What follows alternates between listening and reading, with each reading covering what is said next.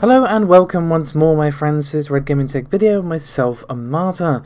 Hope you're all having a lovely week. I'm here, of course, as always, with the latest news from the tech world from the last 24 or so hours. Of course, today is the 21st of April, and we're mostly going to be focusing on AMD as they have released a very interesting press statement. But first of all, I want to talk about some rumours regarding the Xbox Series S Lockhart. The other day, not yesterday, but the day before, Paul did do a video which was basically a collection of all the rumours that we've heard both from our sources and outside of those sources regarding the PlayStation 5.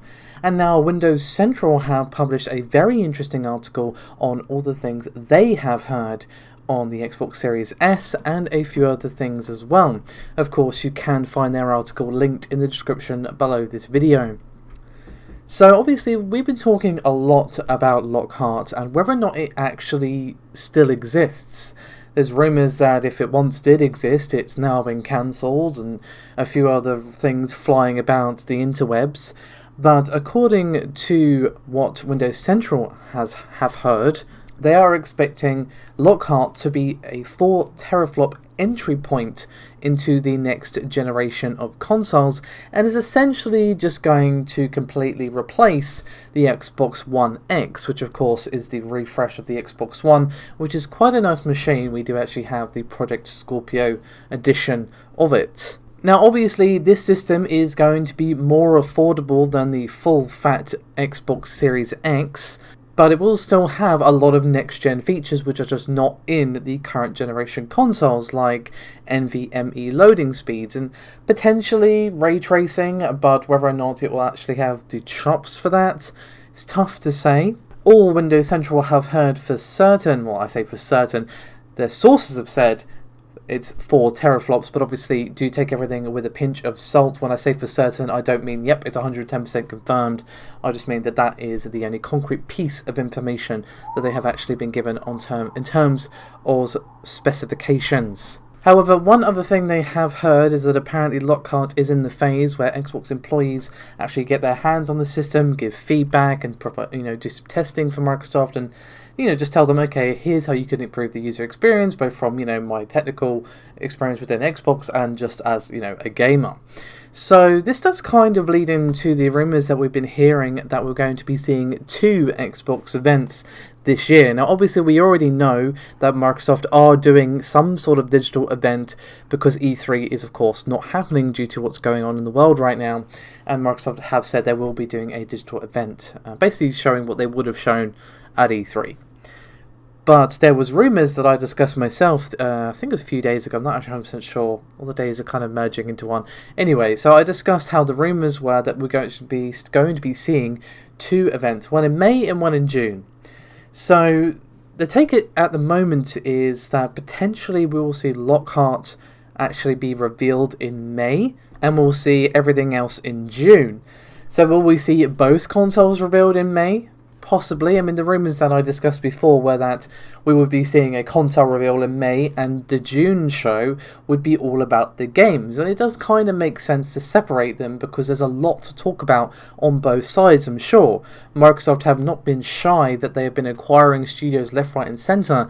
And obviously we saw the very interesting looking Hellblade 2, for instance, a small teaser trailer. We could see some gameplay for that, gameplay for unannounced games. Still crossing my fingers and toes that we're going to see some sort of Elden Ring gameplay reveal. Obviously we saw the initial reveal for Elden Ring at Microsoft's conference last year, so fingers and toes crossed.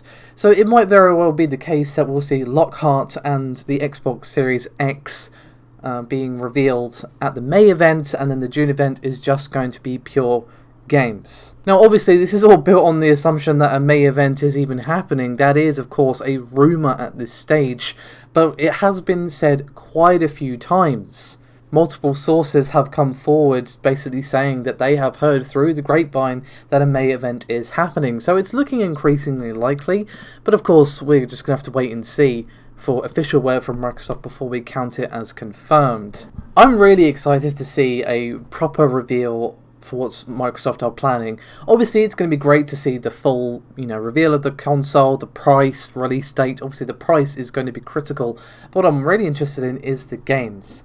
they have been extremely aggressive with acquiring these studios and have not been shy basically to say that, look, they are trying to address the lack of exclusives and the lack of games that they had on their system, like with this current generation. Don't get me wrong, lots of great games, but it definitely became a bit of a meme that they had a lack in their library in comparison to what Sony had. And obviously they're trying to make sure that they do not make that same mistake again, so I cannot wait to see what they have in store for us. But we're going to move over now to our next topic, which is going to be about the reveal of the Ryzen 3300X and 3100. So AMD have issued an official press statement about both of these particular chips.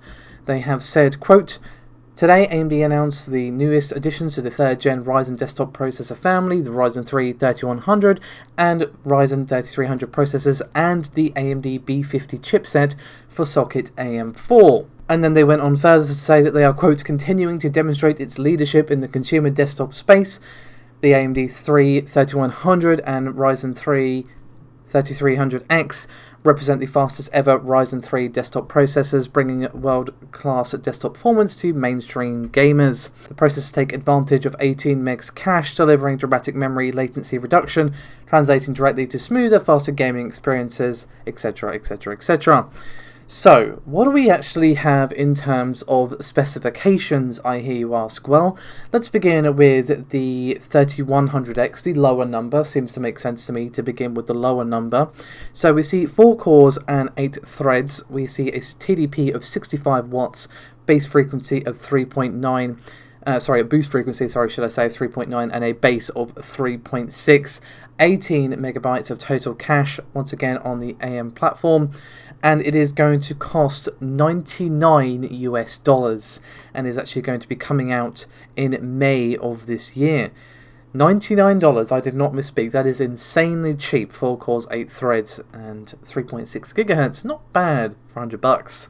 But what about the 3300X, I hear you ask? Well, that is also 4 cores, 8 threads, same TDP as well. Base frequency of 3.8 and then a boost of 4.3 gigahertz. Same total cache, that being 18 megabytes, and of course AM4 platform.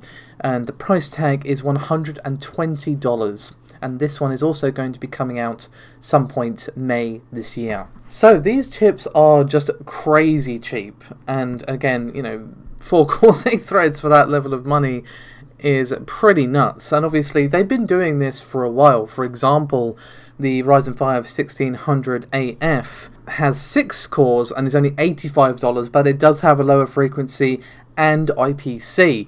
So they've been really sort of fattening out that lower end of their Ryzen 3 lineup for quite some time, which is something that was lacking for some time. Like if you wanted to build a budget build, you just couldn't really use Ryzen 3 at the start because, well, not saying they were expensive, just saying, for example, the 3600X is $249 or the 3600 is $199, and obviously these are much more affordable, once again $99 and $120 respectively. So they are really fattening out their lineup, but it does they're kind of eating into their own market in a weird way, because it's like, okay, you could choose these, or you could choose the AF, or you could choose, I don't know, one of the older processors, which are still good, and obviously we're still waiting for a Renoir to come out for desktops as well, so we're going to see what's going to be going on there in terms of price and not availability, sorry, I meant to say specifications and performance. I mean, it's great to have lots and lots of offerings, especially given that, of course, at the start of Ryzen 3, they did have some issues meeting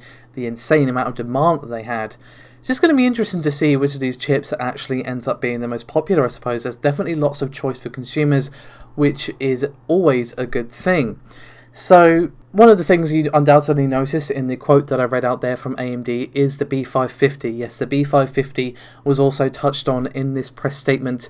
They've also said that the B550 is coming on June the 16th this year, and obviously we're going to be seeing all the usual names in the motherboard vendor space releasing variants of this particular board, and of course is going to offer PCIe 4.0 connectivity, has now been officially confirmed by AMD. Unfortunately, that's all they've really had to share with us. No real details other than what I just said, but they did say that more details are going to be coming at a later date.